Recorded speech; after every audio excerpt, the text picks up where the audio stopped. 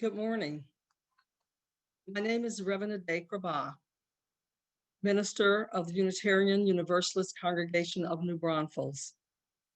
We are a welcoming, progressive community of seekers who come from a wide range of religious and socioeconomic backgrounds. We seek to share a journey of spiritual growth together while respecting the individual's right to freedom of belief. With an abundance of care and compassion for the health and safety of our congregation, we have closed the doors of our building at 135 Alvis Lane in New Braunfels until further notice. Meanwhile, I sincerely hope that you enjoy our virtual services that are held each Sunday at 10:30. The light of this chalice is a symbol of our faith and a reminder of the light within. By the light of this chalice, let us hold fast to the vision of the beloved community. We come together because we are Unitarian Universalists. We lift up our 7 principles that tell us how we should be, not what we believe. They tell us how we should act with each other and in the larger world. Today, we are mindful of the past, but filled with hope for the future. We want the practice of this faith to be a manifestation of the beloved community, moving us all towards a place of wholeness. Let us worship together. Let us go within and be with that spark of divinity that connects us all as I offer this prayer. Spirit of life, love, and hope. At this time, at the beginning of winter, may we join in the ancient and human spirit of hopefulness, which has carried so many through the darkest times. In this, may we be a part of the great cycle of nature, in which all manner of living things prepare themselves for their destiny of spring. And may we remember at this time those who have not found it easy to hope, and for whom winter feels more an ending than a prelude. Today's reading, Epiphanies, is found in the publication written by the late Reverend Orlando Bruniola, entitled Moorings, Moments of Meditation and Prayer.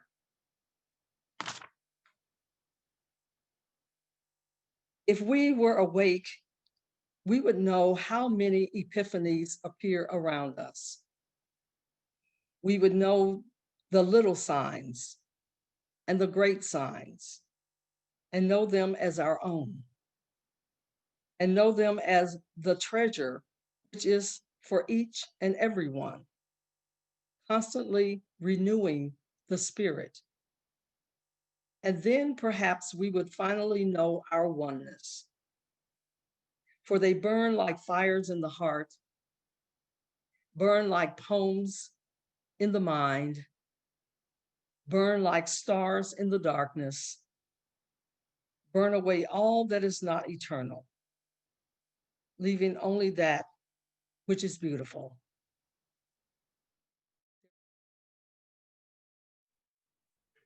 Choosing transformation. The word transformed comes from the Greek word metamorphosis, which means to change into another form, such as a caterpillar into a butterfly.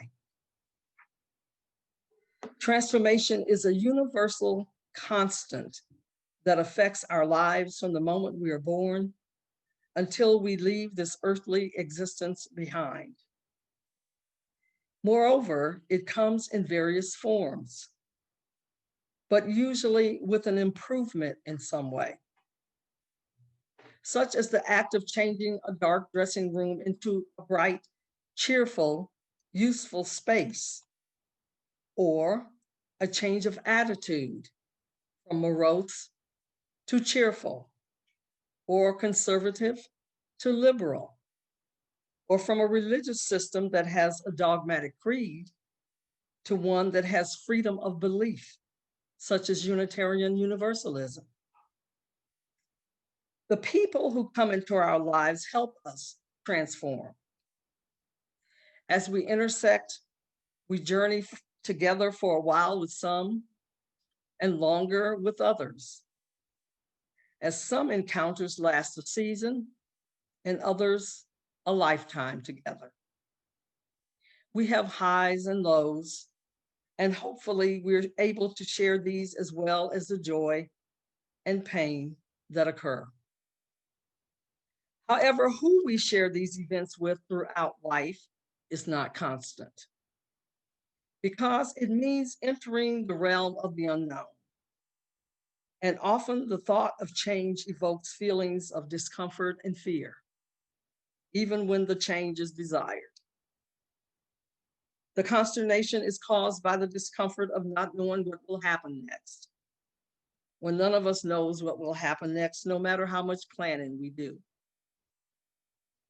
Some changes may involve the mundane, such as a new apartment or taking a new hobby. The changes may be as life-altering as entering a new career, marriage, or ending a relationship, or divorce.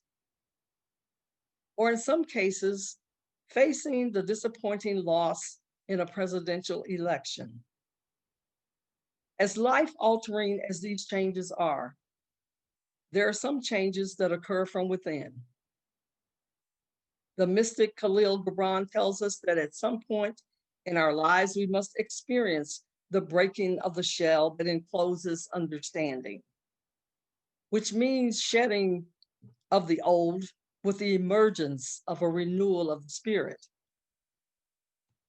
With spiritual transformation comes a deeper, more joyful, peaceful, loving approach to relationships with others and the holy.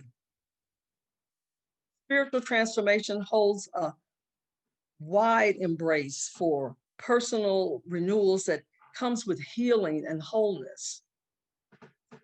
The refusal to admit change into our lives is a major obstacle to transitions and transformation. Sometimes we cling tenaciously to our habitual way of doing things, resisting anything new through indecisiveness and vacillating between the desire for change, but also fearing the thought of change. Fear has been a primary topic over the past year. However, fear is one of our most primal emotions that's meant to keep us from harm. Without it, we would have ceased to exist as a species. But I'm speaking now of a deeper inward fear that prevents us from becoming our integrated, undivided selves in a reflection of our image of the holy. I understand that this is not easy for some to do because so many people are broken and consciously or unconsciously are not open to trusting. But the very primary goal of the life of the church is about transformation. We're here to help each other grow our souls together. But so many are afraid to go deeper, fearing being judged and being rejected. But as we release that which no longer serves us, letting go of excess baggage, we become lighter, more loving, and more of who we truly are. Since spiritual transformation begins within, there must be a shift in consciousness for transformation to occur. Lyle Schaller, author of Discontinuity and Hope, suggests that when we're faced with the challenges of change, that we ask ourselves whether we see the change as a source of hope or despair. real despair, not discomfort, because we're here to embody our principles and covenant with one another, not just to be comfortable. The events of the past year have raised our heightened awareness around the fear of change. Everything we do, from virtual shopping of food and clothing, attending classes, conventions, and worship services, has been altered. Even our relationship to the way we view paper and cleaning products has changed. Moreover, hostility surrounding the results of the recent election has added another layer of consternation to the multitude of mounting anxiety that many people already have. And while we have managed some level of comfort in adjusting to this new way of being, much of that comfort is tempered by the uncertainty of just how long it will be necessary to continue living this way. I know that I'm not alone when I suggest that I liken that level of anxiety to the feelings we have when we decide to undertake a healthier way of living by changing our diets and determining to exercise more. We know what we want, and we know we may even have a plan for doing it, but we still have some reservations about the ability to achieve our goal. So, is it any wonder that we become polarized into inaction? Moreover, in the chaos, we lose all sense of who we truly are, allowing our sparks of light to become shrouded in hopelessness, losing sight of the connection to our higher selves. The way in which we view these changes are determined by the way we see ourselves as living under some threat of change, or if we eagerly look forward with hope. This is a major part in living life to the fullest through complete actualization and transformation.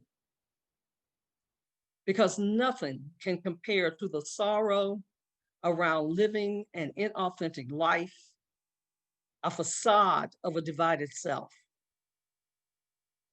We live in a world of duality, and the extreme upheaval that we're experiencing in contemporary society is a stereotypical example of good versus evil.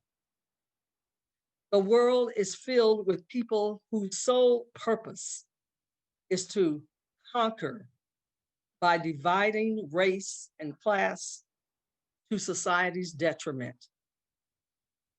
White supremacists and their sympathizers are intent on poisoning minds, clouding judgments, and breaking spirits. But Unitarian Universalism can continue to be the beacon of light and hope that it has always strived to be. There's no need to wear labels of social justice, ally, or activist, and liberalism is nothing to be ashamed of.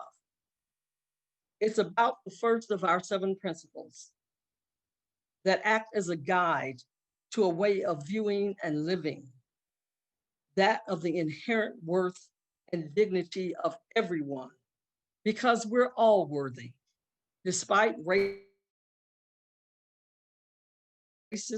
homophobic fearmongers who say otherwise.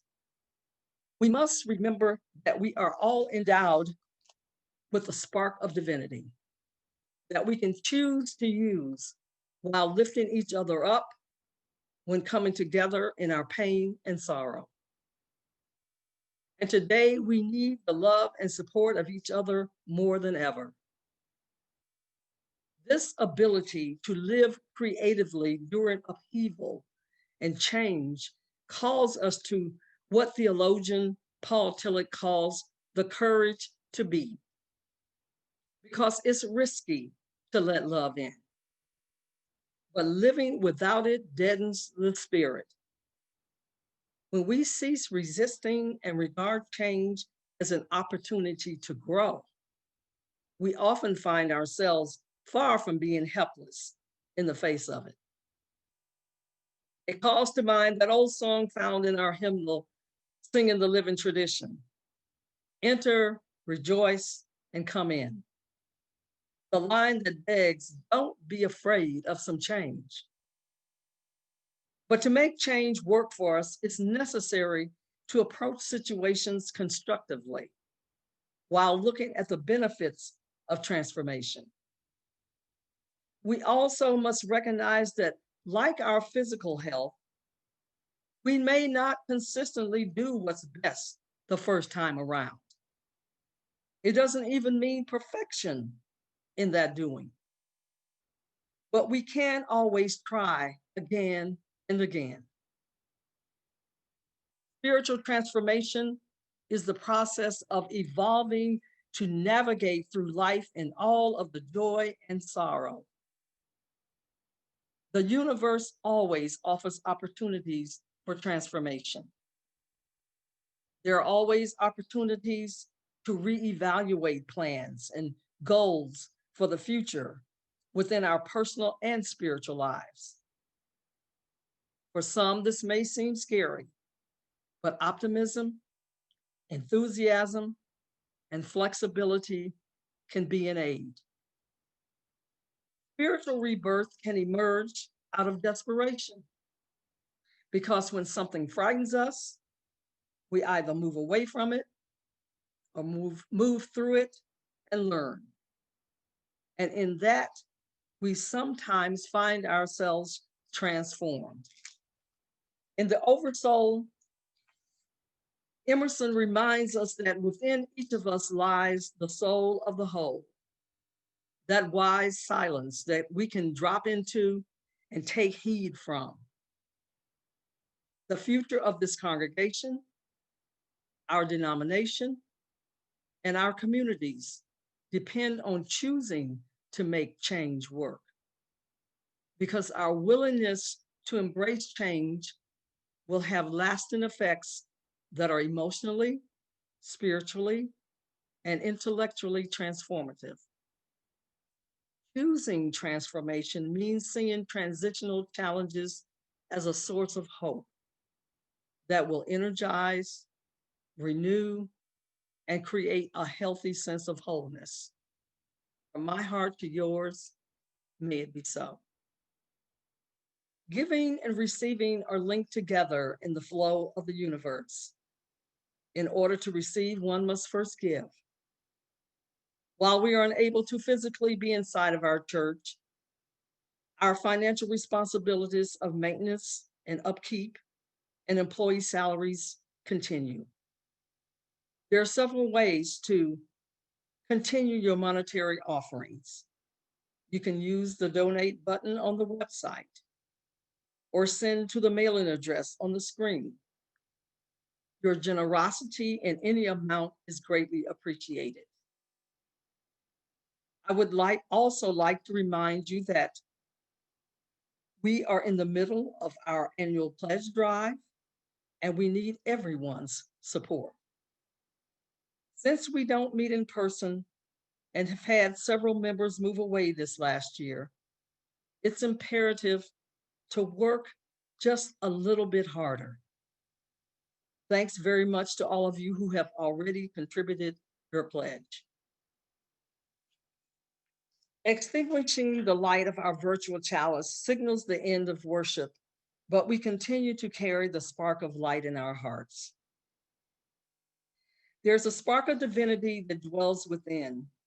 Go forth and let that spark be a guide to your decisions, to bring a ray of hope, fan the flame of passion, and spread the warm glow of love.